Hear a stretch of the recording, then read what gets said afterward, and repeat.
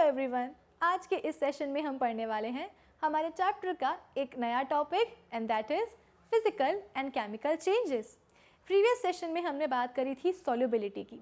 हमने देखा था कि किसी भी सॉल्यूट की सॉल्युबिलिटी क्या होती है in a given solvent at a given temperature. इसके अलावा हमने कुछ फैक्टर्स भी डिस्कस करे थे जो कि किसी भी सॉल्यूट की सॉल्युबिलिटी को अफेक्ट करते हैं। आज के इस सेशन में हम डिस्कस करने वाले हैं कुछ चेंजेस। तो चलिए फटाफट से आज के इस सेशन को हम कर लेते हैं start. So this is Vibhuti Khare, welcome to Magnet Brains, जहाँ पे आपको सभी चैप्टर्स के वीडियो लेक्चर्स मिलने वाले हैं बिल्कुल फ्री ऑफ कॉस्ट।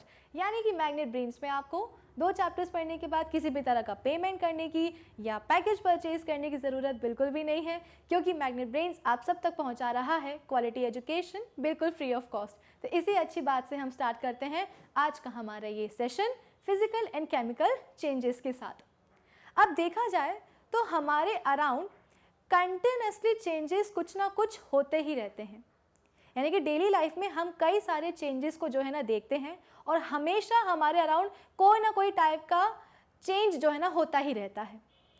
जैसे कि फॉर एग्जाम्पल मेरे पास है क्या, एक एप्पल। अब इस एप्पल को मैं खाना चाहती हूँ। कैसे खाऊंगी? एक नाइफ लेकर के आऊँगी और सबसे पहले इस एप्पल को मैं डिफरेंट स्लाइसेस में कट कर दूंगी। तो देखा जाए तो ये भी एक चेंज है। क्यों? क्योंकि मैंने करा क्या है, एक होल एप्पल को, एक साबित एप्पल को मैंने कन्वर्ट कर दिया किसमें, डिफरेंट स्लाइसेस में। तो एक होल एप्पल कन्वर्ट हो गया किसमें, स्लाइस्ड एप्पल में। तो ये भी क्या है, एक चेंज ही है। अब इन एप्पल की स्लाइसेस को मैंने खा लिया। खाने के बाद क्या हुआ, मेरे डाइजेस्टिव सिस्टम ने एप्पल को कर लिया डाइजेस्ट। तो ये जो डाइजेशन की प्रोसेस हुई है ना, ये भी क्या है, एक चेंज ही है। इसके अलावा हो सकता है कि किसी दिन मैं इतनी बिजी रही हूँ कि मैंने एप्पल को खाना छोड़ दिया, यानी कि मैंने एप्पल खाना मिस कर दिया और उस एप्पल को मैंने गलती से रेफ्रिजरेटर के अंदर भी नहीं रखा। 2-3 दिन बाद आकर के मैंने चेक किया तो वो बेचारा एप्पल सड़ गया, यानी कि ख़राब हो गया। अब ये जो एप्पल का स्पॉइलेज हुआ है, ये भी क्या है, एक तरीके का चेंज भी तो है। चलो, इसके अलावा क्या है, मेरे पास एक पेपर है। पेपर का मैंने बना दिया एक पेपर प्लेन और पेपर प्लेन बना करके मैंने उसे उड़ा दिया। तो ये जो मैंने पेपर से पेपर प्लेन बनाया है, ये भी क्या है, एक चेंज ही है। उड़ते उड़ते मेरा पेपर प्लेन कहाँ पहुँच गया, एक जलती हुई कैंडल के पास पहुँच गया और जलती हुई कैंडल की फ्लेम से टकरा करके पेपर में भी आग लग गई। तो मेरा पेपर जल गया। तो पेपर प्लेन का जो जलना है वो भी क्या है, एक चेंज ही है। जो कैंडल मेरी जल रही थी, उस जलती हुई कैंडल में भी मुझे चेंज दिखाई दे रहा है। क्यों? क्योंकि मैं देख रही हूँ कि धीरे धीरे जो मेरी कैंडल की जो वैक्स थी, जो मोम थी, वो पिघलती जा रही है। तो जो वैक्स का पिघलना है वो भी क्या है, एक तरीके का चेंज ही है। इसके अलावा ठंड का मौसम है, विंटर सीजन आ रहा है, तो घर के सामने कुछ लकड़ियाँ जल रही हैं। लकड़ियों का जलना भी क्या है, एक चेंज ही है। पेड़ से सूखी पत्तियां गिर रही हैं, वो भी क्या है, एक चेंज ही है। सूखी पत्तियां, या बोल सकते हो कि जो सूखी पत्तियां हैं वो डिकम्पोज हो रही हैं, तो वो जो सूखी पत्तियों का जो डिकम्पोजिशन है वो भी क्या है, एक चेंज ही है। मेरे हाथ में एक रबर बैंड है, उस रबर बैंड को मैं स्ट्रेच कर रही हूँ, स्ट्रेच करके दोबारा रिलीज कर रही हूँ, तो रबर बैंड की जो स्ट्रेचिंग है वो भी क्या है, एक तरीके का चेंज ही है। पंखा घूम रहा है, तो पंखे का जो रिवॉल्यूशन है वो भी एक चेंज है। इलेक्ट्रिक बल्ब का जलना भी on the passage of electric current through it, वो भी क्या है, एक तरीके का चेंज ही है। तो कुल मिलाकर के हमें हमारे अराउंड इतने सारे चेंजेस देखने को मिलते हैं। कोई ना कोई चेंजेस तो जो है होते ही रहते हैं। इन सभी चेंजेस को हम फर्दर डिवाइड करते हैं, पता है किस कैटेगरी में, टोटल 2 कैटेगरीज में। तो भाई अगर हमने किसी भी चीज़ को डिवाइड किया है, उसकी कैटेगरी बनाई है, तो कोई ना कोई बेसिस तो ज़रूर होगा। जैसे कि हमने प्रीवियस सेशन में हमने बात करी थी कि सॉल्यूशंस को हम फर्दर 3 कैटेगरीज में कैटेगराइज करते हैं, सैचुरेटेड, अनसैचुरेटेड या सुपर सैचुरेटेड। तो बेसिस क्या था हमारा, कि आपने अपने सॉल्यूशन में कितना सॉल्यूट डाला है उसके बेसिस पे। तो यहाँ पे भी मैंने आपको बोला कि हमारे अराउंड कंटिन्यूसली कोई ना कोई चेंज होता ही रहता है। तो जो इतने सारे चेंजेस दिख रहे हैं हमें, उनको हम कैटेगराइज कर देते हैं 2 कैटेगरीज में, physical change and chemical change. लेकिन ये कैटेगराइजेशन किस बेसिस पे हुआ है, ये कैटेगराइजेशन हुआ है इस बेसिस पे कि जो भी चेंज हो रहा है क्या उस चेंज से कोई नया सब्सटेंस बन रहा है। मैंने एप्पल को कट कर दिया पीसेस में, स्लाइसेस में, तो क्या कोई नया सब्सटेंस बना, कोई नया कंपाउंड बना कि कट मैंने करा था एप्पल को, बन गया वो ऑरेंज या बन गए वो ग्रेप्स स्लाइसेस की जगह। खाने का जो डाइजेशन हुआ है, क्या खाने के डाइजेशन से कोई दूसरा प्रोडक्ट बना है? बिल्कुल बना है। तो ये क्या है? एक केमिकल चेंज है। इसके अलावा पेपर को मैंने फोल्ड करके पेपर प्लेन बनाया, तो क्या पेपर प्लेन बनाने से कोई नया प्रोडक्ट बन गया कि पेपर को फोल्ड मैंने किया पेपर प्लेन बनाने के लिए तो सच का प्लेन बन गया? नहीं, वो तो सेम प्रोडक्ट ही था, बस मैंने फॉर्म चेंज कर दिया था। भाई मैंने पेपर प्लेन कैसे बनाया? पेपर प्लेन मैंने पेपर को फोल्ड करके ही बनाया, तो वो अभी भी पेपर का ही तो है ना। ऐसा थोड़ी है कि स्टील का या आयरन का प्लेन बन गया। इसके अलावा अगर मोमबत्ती की जो वैक्स है, जो मोम है, वो पिघल रही है, तो उसका पिघलना भी एक चेंज है। क्यों? क्योंकि उसकी अपीयरेंस चेंज हो रही है। मेरी कैंडल का शेप बहुत अच्छा था, लेकिन पिघल पिघल के वो कुछ अजीब सा शेप बन गया। तो यहाँ पे कोई कैंडल के पिघलने से कोई नया सब्सटेंस तो नहीं बना ना। मोम के पिघलने से, नॉट कैंडल, मोम के पिघलने से, वैक्स के पिघलने से कोई नया सब्सटेंस तो नहीं बना ना। वैक्स की वैक्स ही तो रही, बस फॉर्म और शेप चेंज हो गया, अपीयरेंस चेंज हो गई। तो एक नया सब्सटेंस बन रहा है या नहीं किसी भी तरह के चेंज के साथ, तो इस बेसिस पे हम फर्दर चेंजेस को डिवाइड कर देते हैं, दो कैटेगरीज में कैटेगराइज कर देते हैं, फिजिकल एंड केमिकल चेंजेस।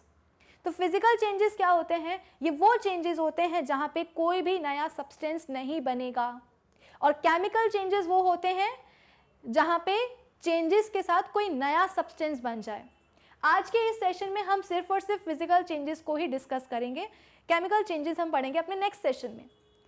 तो डिवीजन कैसे हुआ है, कैटेगराइजेशन कैसे हुआ है डिफरेंट चेंजेस का, आई होप ये आपको समझ में आ गया होगा कि कोई नया सब्सटेंस बन रहा है या नहीं किसी भी चेंज के साथ। उस बेसिस पे दो टाइप के चेंजेस होते हैं, फिजिकल एंड केमिकल। तो फिजिकल चेंजेस में हम बोलते हैं कि ऐसे चेंजेस जिसकी हेल्प से कोई नया सब्सटेंस या कोई नया कंपाउंड नहीं बनता है। चेंजेस होते ज़रूर हैं लेकिन कोई नया सब्सटेंस नहीं बनेगा। जैसे कि एप्पल को जब मैंने कट किया, तो एप्पल को कट करने के बाद स्लाइसेस में वो जो स्लाइसेस थी वो अभी भी एप्पल की ही थी। ऐसा नहीं है कि एप्पल को कट करने के बाद ऑरेंज बन गया या वो ग्रेप्स बन गए या वाटरमेलन बन गया। स्लाइसेस हुई, केवल फॉर्म चेंज हुआ है एप्पल का शेप चेंज हुआ है, एप्पल का फॉर्म चेंज हुआ है, उसकी अपीयरेंस चेंज हुई है, लेकिन वो जो स्लाइसेस हैं वो अभी भी एप्पल की ही रहेंगी, सेब की ही रहेंगी, कोई और फ्रूट उसकी जगह नहीं आ जाएगा। मेरे हाथ में एक कांच का ग्लास है, उस कांच के गिलास को मैंने अगर ज़मीन पे गिरा दिया तो वो ग्लास छोटे छोटे टुकड़ों में डिवाइड हो जाएगा, लेकिन वो जो टुकड़े रहेंगे ना वो अभी भी किसके होंगे? उस ग्लास के ही होंगे। ऐसा नहीं है कि कांच के ग्लास को नीचे गिरा देने से बॉल्स बन गई हो प्लास्टिक की, कोई नया अलग ही सब्सटेंस बन गया हो, बॉल बन गई हो, रबर बन गई हो, या वैक्स बन गई हो, या कोई फ्रूट बन गया हो। ऐसा कुछ नहीं हुआ। मैं मानती हूँ कि कांच के ग्लास को तोड़ने से छोटे छोटे पार्टिकल्स में ग्लास डिवाइड हो गया, लेकिन यहाँ पे सिर्फ ग्लास का फॉर्म चेंज हुआ है, अपीयरेंस चेंज हुई है। इसके अलावा पेपर को मैंने जब फोल्ड करके पेपर प्लेन बनाया तो सिर्फ मैंने पेपर को फोल्ड किया था, उसका अपीयरेंस चेंज हुआ था, शेप चेंज हुआ था, कोई नया तीसरा प्रोडक्ट नहीं बन गया। तो ऐसे चेंजेस को हम क्या कहते हैं? फिजिकल चेंजेस कहते हैं, जहाँ पे सिर्फ और सिर्फ हम बोलते हैं कि सब्सटेंस की, मैटर की केवल फिजिकल प्रॉपर्टीज चेंज होती हैं, सिर्फ और सिर्फ फिजिकल प्रॉपर्टीज चेंज होती हैं, जैसे कि शेप हो गया, साइज हो गया, अपीयरेंस हो गया, फॉर्म हो गया, बस। इसके अलावा कोई केमिकल चेंज आपको देखने को नहीं मिलेगा। एक और तरीके से आप पहचान सकते हो कि कौन सा चेंज फिजिकल है, कौन सा केमिकल है, कि ध्यान से देखो कि क्या वो चेंज रिवर्सिबल है। जैसे कि हमारे पास क्या होती है? बर्फ होती है, आइस क्यूब्स होते हैं। उन आइस क्यूब्स को फ्रीजर से निकाल करके एक प्लेट में रख दो, थोड़ी देर बाद आप ये ऑब्जर्व करोगे कि जो बर्फ है वो मेल्ट हो गई है, पानी में मेल्ट हो गई है। तो ये जो आपके पास पानी आया है, इससे बस फेज ही तो चेंज हुआ है, जो बस स्टेट ही तो चेंज हुआ है। हम सबको पता है कि पानी जो है, वाटर जो है, अपनी 3 फिजिकल स्टेट्स में नेचर में एग्जिस्ट करता है, that is solid, liquid and gaseous. आपको बर्फ भी देखने को मिलेगी, आपको पीने वाला पानी भी देखने को मिलेगा और आपको भाप भी देखने को मिलेगी, वाटर वेपर्स भी देखने को मिलेंगी। बर्फ क्या है? बर्फ भी आइस की, बर्फ हम बोलते हैं कि वाटर की ही बनी है। बर्फ का अगर मैं मॉलिक्यूलर फॉर्मूला पूछूं तो क्या बोलोगे? H2O ही बोलोगे। ऐसा नहीं है कि बर्फ किसी और चीज की बनी होती है और पिघलने के बाद वो पानी बन जाती है। बर्फ भी पानी की ही बनी है, पानी तो पानी का बना ही है, और जो भाप बनती है, जो वाटर वेपर्स बनती है, वो भी पानी के ही बने होते हैं, बस स्टेट चेंज होता है। बर्फ एक सॉलिड स्टेट है, पानी एक लिक्विड स्टेट है, और भाप या वाटर वेपर्स क्या है? एक गैसियस स्टेट है। तो अगर आप बोल रहे हो कि बर्फ मेल्ट हो रही है पानी में, तो ये भी क्या? एक फिजिकल चेंज है। क्यों? क्योंकि फिजिकल स्टेट चेंज हो रहा है, अपीयरेंस चेंज हो रही है, फॉर्म चेंज हो रहा है। पानी अगर भाप में उड़ जाता है तो वो भी एक फिजिकल चेंज है, क्योंकि हमें पता है कि पानी को जब ज़्यादा आप हीट एनर्जी दोगे, 100 डिग्री सेल्सियस टेम्परेचर तक जब आप पहुंचाओगे, तो वो भाप बन के उड़ जाएगा, कोई और नई तीसरी चीज़ नहीं बनेगी। पानी से भाप ही बनने वाली है, वाटर वेपर्स ही बनने वाली है, फ्रूट जूस नहीं बनेगा। तो ये क्या है? एक फिजिकल चेंज है, जहाँ पे सिर्फ और सिर्फ फिजिकल स्टेट चेंज हो रही है। अब जैसे कि मैंने आपको बताया कि आप बता सकते हो ये देख करके कि कौन सा चेंज फिजिकल है, कौन सा केमिकल है, कि ये आप ऑब्जर्व करो कि क्या वो चेंज रिवर्सिबल है। आपने बर्फ से पानी बना दिया, तो क्या आप पानी से बर्फ बना सकते हो? बिल्कुल बना सकते हो। फ्रीजर से आइस बाहर निकाली थी ना पानी को बनाने के लिए, अब इसी पानी को वापस रख दो फ्रीजर में, बर्फ दोबारा जम जाएगी, कौन सी बड़ी बात है। आपने पानी से भाप बना दी थी, वाटर वेपर्स बना दी थी, इन वाटर वेपर्स को आप कलेक्ट कर लो। आपने कोई भी कंटेनर लिया है, उसमें पानी भरा है और उसको गैस स्टोव पे ला करके रख दिया और गैस स्टोव ऑन कर दिया। धीरे धीरे आप देखोगे कि पानी उबलने लगा और वाटर वेपर्स बनने लगी, पानी का लेवल कम होता जाएगा आपके कंटेनर में। कोई बात नहीं है, कंटेनर के ऊपर जाकर के क्या रख दो? आप एक कवर रख दो। जब आप कवर को खोल के देखोगे तो उसमें बहुत सारी छोटी छोटी पानी की ड्रॉपलेट्स दिखाई देंगी। वो वाटर ड्रॉपलेट्स कहाँ से आई हैं? वो वही वाटर वेपर्स है जो कि आपने कंडेंस कर ली हैं। तो यहाँ पे भी हमने क्या किया है? चेंज को रिवर्स कर दिया, पानी से भाप बना दी और भाप से हमने दोबारा पानी बना दिया। तो ये क्या है? एक फिजिकल चेंज हुआ। फिजिकल चेंज में क्या होता है? सिर्फ और सिर्फ फिजिकल स्टेट चेंज होती है, अपीयरेंस चेंज होती है, फॉर्म चेंज होगा, शेप साइज वगैरह चेंज होगी, इसके अलावा और कुछ नहीं होता, ना ही कोई नया सब्सटेंस बनता है। बर्फ को मेल्ट करने पर पानी ही बनेगा, कुछ और नहीं बन जाएगा। ठीक है, चलो इसके बाद में हम देखते हैं कि ये टेम्परेरी होते हैं। जैसे कि मैंने आपको बताया कि ये टेम्परेरी होते हैं। टेम्परेरी क्यों होते हैं? इसे आर कर लेना। Physical changes are temporary. क्यों? क्योंकि इनको हम रिवर्स कर सकते हैं, पॉसिबल है। पेपर का प्लेन बनाया है तो पेपर को प्लेन को अनफोल्ड करके आप दोबारा पेपर बना सकते हो। ऐसा नहीं कि एक बार आपने पेपर को फोल्ड कर दिया और उसका पेपर प्लेन बना दिया, अब वो चीज़ रिवर्सिबल है ही नहीं। आप दोबारा पेपर को अनफोल्ड करके आप उससे जो है ना पेपर नहीं बना सकते हो, प्लेन को अनफोल्ड करके पेपर नहीं बना सकते हो। पॉसिबल है, ये भी पॉसिबल है। ठीक है, चलो नेक्स्ट पॉइंट क्या है भाई? Melting of ice to form water and freezing of water to form ice. ये क्या है? एक रिवर्सिबल चेंज है, that is physical state. When ice is heated it melts to form liquid water.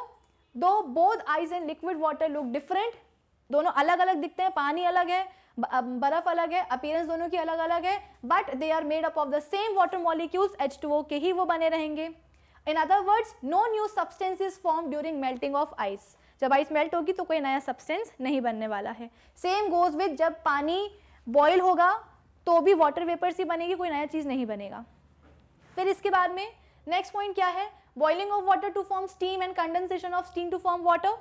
When water is heated, it boils to form steam. Though both water and steam look different, they are made up of the same water molecules, H2O. In other words, no new substance is formed during boiling of water to form steam. ठीक है, ये सब वही चीज़ें हैं जो मैंने आपको अभी अभी एक्सप्लेन करी है। इसके अलावा प्रिपेयरिंग अ सोल्यूशन। चलो अब हम क्या बनाते हैं? एक सोल्यूशन बनाते हैं। कैसे बनाएंगे? सपोज मुझे क्या बनाना है? शक्कर का पानी बनाना है, शुगर सोल्यूशन बनाना है। तो मैंने क्या लिया? पानी लिया। अब शक्कर को घोलना एक डिफिकल्ट टास्क है, तो मैंने क्या किया? शक्कर ली, शक्कर के दाने लिए और उसको मिक्सर में थोड़ा सा चला दिया। जैसे ही चलाया, इससे क्या हुआ? शक्कर मेरी पाउडर फॉर्म में कन्वर्ट हो गई। तो यहाँ भी एक फिजिकल चेंज हो गया। शक्कर को जब मैंने शुगर पाउडर में कन्वर्ट किया तो ये भी क्या है? एक फिजिकल चेंज है। इनिशियली आपके पास शक्कर के ग्रैन्यूल्स थे, दाने आपको दिखाई दे रहे थे। जैसे ही मैंने उसको मिक्सर में डाल करके मिक्स कर दिया, ग्राइंडर में डाल करके ग्राइंड कर दिया, वो क्या बन गया, एक पाउडर फॉर्म में आ गया। भले ही शक्कर के जो दाने हैं वो पाउडर फॉर्म में आ गए, लेकिन अभी भी तो वो शक्कर ही कहलाएगी। ऐसा थोड़ी कि शक्कर को मैंने उठा करके पीस दिया, ग्राइंड कर दिया तो वो नमक बन गया। कोई नया सब्सटेंस नहीं बना, सिर्फ फिजिकल फॉर्म चेंज हुआ है, सिर्फ अपीयरेंस चेंज हुई है। अब आपको दाने नहीं दिखाई देंगे आपको शक्कर के, आपको पाउडर दिखाई देगा, लेकिन स्वीटनेस में कोई फर्क नहीं पड़ेगा। जितनी मीठी शक्कर है उतना ही मीठा क्या होगा, शक्कर का पाउडर भी होगा। तो ये क्या हो गया, एक फिजिकल चेंज हो गया। ठीक है, अब क्या किया हमने, अब इस शक्कर के पाउडर को, या आप सॉल्ट भी ले सकते हो, उसको आपने पानी में मिक्स कर दिया, अच्छी तरीके से डिसॉल्व कर दिया, तो ये क्या बन गया, सॉल्यूशन बन गया। भाई जब अगर आप पानी में शक्कर डालोगे तो आपको पता है कि पानी है, शक्कर है, पानी का कोई टेस्ट होता नहीं है, शक्कर का मीठा टेस्ट होता है, तो अल्टीमेटली आपके पास एक शक्कर का पानी ही आने वाला है। पानी में नमक को डालोगे, पानी टेस्टलेस होता है, नमक कैसा होता है, नमकीन होता है, तो आपको पता है कि एक सॉल्ट वाटर ही बनने वाला है जिसका सॉल्टी टेस्ट होगा। इसके अलावा कोई नया सब्सटेंस थोड़ी बनेगा कि आपने पानी में शक्कर डाला तो वो सॉल्टी वाटर बन गया, या वो लेमन जूस बन गया, या वो कोई आइस बन गई, ऐसा कुछ नहीं होगा। अगर आपने पानी में नमक डाला है तो वो सॉल्ट वाटर ही बनेगा, कोई नया सब्सटेंस नहीं बनने वाला है। तो पानी में नमक डालना या पानी में शक्कर डालना क्या है, इज अ फिजिकल चेंज है। क्या ये रिवर्सिबल है? जैसे कि मैंने आपको बताया था कि आप कैसे पहचान सकते हो कि कौन सा चेंज फिजिकल है, कौन सा केमिकल चेंज है। ये देखो कि वो रिवर्सिबल है या नहीं, उल्टा हम वापस जा सकते हैं या नहीं जा सकते। यानी कि पानी में हमने नमक को डिसॉल्व कर दिया, अब नमक तो दिख ही नहीं रहा, सिर्फ पानी पानी दिख रहा है। क्या हम वापस से नमक को ऑब्टेन कर सकते हैं? शुगर सॉल्ट सॉल्यूशन से वापस पानी और सॉल्ट को लेके आ सकते हैं, बिल्कुल लेके आ सकते हैं। कैसे? जो आपने नमक का पानी बनाया है ना, उसको हीट कर दो। हीट करोगे तो क्या होगा, जैसी हीट एनर्जी आएगी पानी के पार्टिकल्स के पास, पानी के पार्टिकल्स उसे अब्सॉर्ब कर लेंगे, काइनेटिक एनर्जी बढ़ जाएगी और पानी के पार्टिकल्स फोर्सेस ऑफ अट्रैक्शन को तोड़ करके भाप में चेंज हो जाएंगे, यानी कि अपना स्टेट चेंज कर लेंगे। वो भी क्या है भाई, एक तरह की फिजिकल चेंज ही है। अब जो पानी की भाप बनेगी, जो वाटर वेपर्स बनेंगे, उसको आप क्या कर लो, कंडेंस करा लो और उसको इकट्ठा कर लो। तो पीछे क्या छूट जाएगा, पीछे छूट जाएगा आपके पास कंटेनर में नमक, पाउडर आपको दिखाई देगा, वो पाउडर क्या होगा, नमक का होगा। और जो भाप बन के उड़ी थी उस भाप को भी आपने क्या कर लिया, कलेक्ट कर लिया। कलेक्ट करके आपके पास क्या आ गया, कंडेंस करके पानी आ गया। तो इनिशियली आपके पास नमक का पानी था, लेकिन आपने जैसे उसको हीट करा, पानी उड़ गया वाटर वेपर्स बनके, और पीछे छूट गया क्या, नमक। तो नमक तो मिल गया, और ये जो पानी उड़ा है उसको इतना मत उड़ाओ कि वो हवा में ही जाकर के मिक्स हो जाए, उसे कंडेंस करा करके कलेक्ट कर लो, तो आपके पास क्या आ जाएगा, पानी आ जाएगा। तो पानी अलग, नमक अलग, हो गया रिवर्सिबल चेंज। तो फिजिकल चेंजेस क्या होते हैं, रिवर्सिबल होते हैं।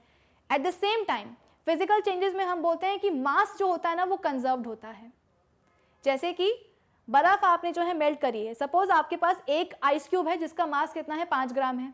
इस 5 ग्राम आइस क्यूब को जब आप मेल्ट करोगे तो जो पानी आपके पास आएगा उसका मास भी 5 ग्राम ही होगा। ऐसा नहीं होगा कि 10 ग्राम आ गया हो या 2 ग्राम ही रह गया हो। मास कंजर्व्ड रहेगा। जितना मास आपके पास पहले था उतना ही मास चेंज के बाद भी रहने वाला है। एक एप्पल का मास मैं बोलती हूँ कितना है, 20 ग्राम है।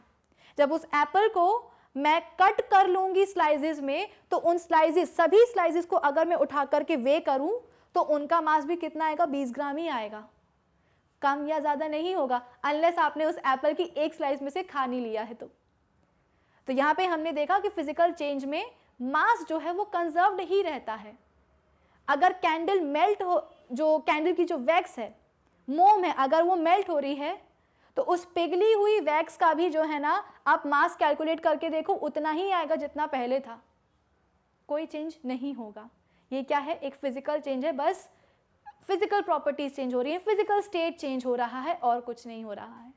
ठीक है, कुछ और एग्जांपल्स भी हम देख लेते हैं। ब्रेकिंग अ ग्लास टम्बलर, जैसे कि मैंने आपको बताया, when a glass tumbler breaks it forms a number of small pieces but each small particle is still made up of glass particle। भले ही आपका कांच का ग्लास टूट जाए, लेकिन हर एक पार्टिकल जो टूटा है ना, जो डिवाइड हुआ है, वो अभी भी ग्लास पार्टिकल ही रहेगा, कुछ और नया नहीं बन जाएगा कि गिरते साथ ही वो जो पार्टिकल्स हैं वो प्लास्टिक के पार्टिकल्स नहीं बन जाएंगे, वो अभी भी कांच के ही पार्टिकल्स होंगे। नेक्स्ट पॉइंट क्या है, Thus, during breaking of glass tumbler, no new substance is formed, but only the size and shape of the glass particles changes. कोई नया substance नहीं बना है, बस shape और size जो है ना particles के change हुए हैं. Thus, ग्लास टम्बलर की ब्रेकिंग भी क्या है, एक तरह का फिजिकल चेंज ही है. ठीक है. नेक्स्ट क्या है, glowing of an electric bulb. When a electric bulb is switched on, electric current passes through the filament of the bulb. आपको पता होगा कि बल्ब में इस तरीके के दो फिलामेंट्स होते हैं, और जब इलेक्ट्रिक करंट जो है होता है इन फिलामेंट से, तो फिलामेंट जो है ग्लो करने लगते हैं. As a result, the filament becomes white and glows to give light. During glowing of an electric bulb, no new substance is formed, but only the appearance of the filament changes. जब electric current pass होता है तो ऐसा नहीं है कि जो filament है वो अपना स्टेट चेंज करके कहीं और पहुंच जाते हैं या कुछ नया ही सब्सटेंस बन जाता है, वो बस ग्लो करने लगते हैं, बस अपीयरेंस चेंज हो जाती है उनकी. Thus, glowing of an electric bulb भी क्या है, एक तरह का भाई फिजिकल चेंज ही है. तो कुल मिलाकर के आज के इस सेशन में हमने ये सीखा कि हमारे अराउंड कंटिन्यूसली कोई ना कोई टाइप के चेंजेस होते ही रहते हैं. चाहे हमने एप्पल को काट के खा लिया हो, चाहे एक पेपर का पेपर पेन बना करके उड़ा दिया हो, चाहे वो पेपर पेन में आग लग गई हो, चाहे लकड़ी जल रही हो, चाहे खाना बन रहा हो या खाना सड़ रहा हो, बहुत सारे क्या होते हैं, चेंजेस होते रहते हैं. अब किस बेसिस पे इन चेंजेस को हम डिवाइड करें, कैटेगराइज करें, तो वो बेसिस ये होता है कि भाई इन चेंजेस से कोई नया सब्सटेंस बन भी रहा है या नहीं.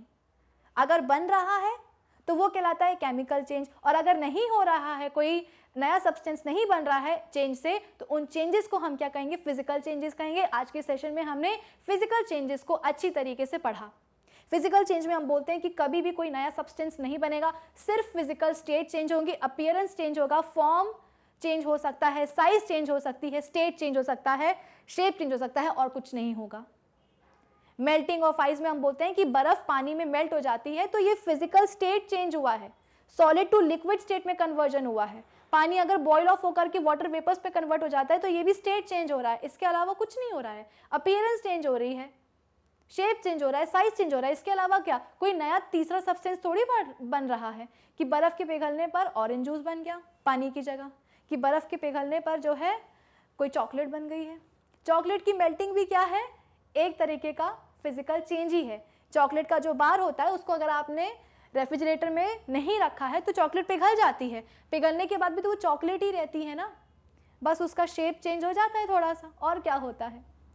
इसके अलावा हम बोलते हैं कि जो फिजिकल चेंजेस हैं वो रिवर्सिबल होते हैं, रिवर्स किए जा सकते हैं. आप बर्फ़ से बर्फ़ को आप पानी में पिघला सकते हो, तो इस पानी को आप वापस से बर्फ़ भी जमा सकते हो. पेपर का आपने प्लेन बना के उड़ाया है, तो इस पेपर प्लेन को अनफोल्ड करके आप इससे पेपर भी बनवा सकते हो. साथ ही साथ फिजिकल चेंजेस में हम बोलते हैं कि मासेस कंजर्व्ड होते हैं. जो मास आपको चेंज के पहले दिखाई देगा वही मास आपको चेंज के बाद भी दिखाई देगा. ऐसा नहीं है कि मास कहीं लॉस्ट हो जाता हो या एडिशनल मास आकर के ऐड हो जाता हो. जैसे कि पेपर का जो मैंने पेपर पेन बनाया है, जो मास मेरा पेपर का रहेगा वही मास मेरे पेपर प्लेन का भी होने वाला है, बस शेप ही तो चेंज हुआ है, और चेंज हुआ ही क्या है.